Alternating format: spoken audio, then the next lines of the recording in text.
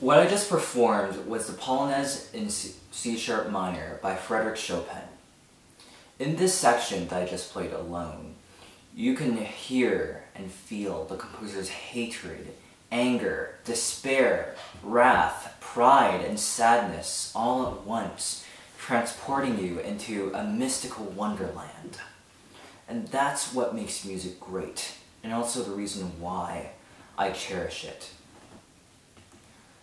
I've been playing piano ever since I was young, and from my experience, every note, melody, and piece was a hidden story waiting to be unlocked by the performer and heard by the audience. And that story comes from the heart.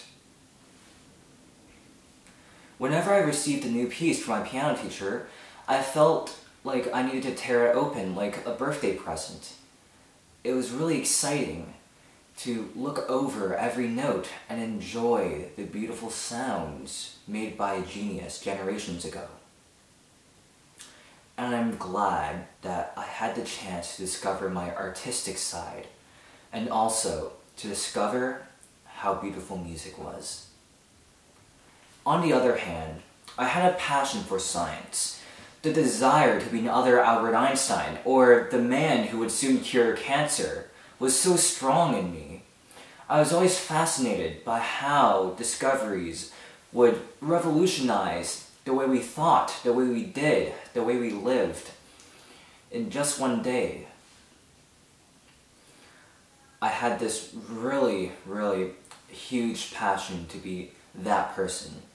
Not only to live the glory, but also to be the person who would make a huge contribution for the good of society, for the good of humankind. However, in grade 10, I would reach an important crossroad where I would stop. I was asked the question, what did I want to be when I grew up? Well, I didn't really know how to answer it, to be honest, because I knew that the answer would be a very painful one indeed.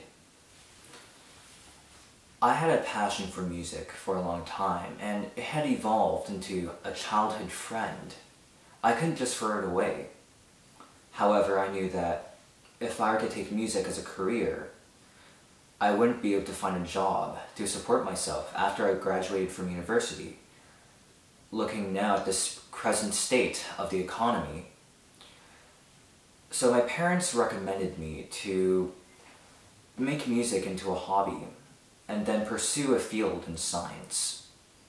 However, deep down in my heart, I knew I would never be happy.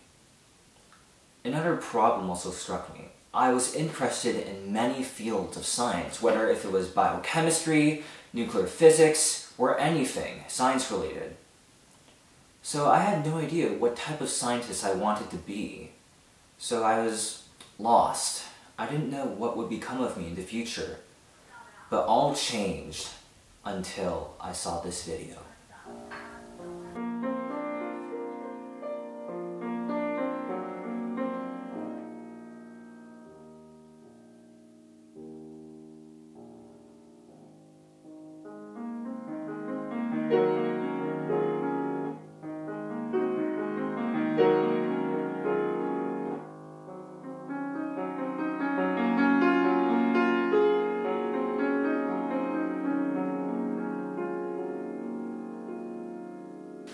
Until this project, I had never heard of Robert Gupta, the violinist on TED Talk, whom you just saw. I was amazed that he had managed to find the perfect balance between music and science, which were also both of his passions. And well, he was torn by the decision of choosing either music or science as a career path. And that was until he met a homeless schizophrenic violinist on the streets of LA. And he became his teacher. In those lessons, he found out that whenever he played his violin, he would soothe his student and prevent him from going into one of his schizophrenic episodes. And that sort of made him realize the therapeutic benefits of music.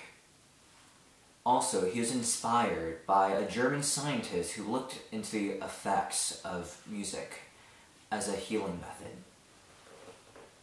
Both those people made him realize that music would be an effective form of medicine on people who had mental illnesses and sort of perform the same way as those pharmaceuticals that would help treat those mental illnesses.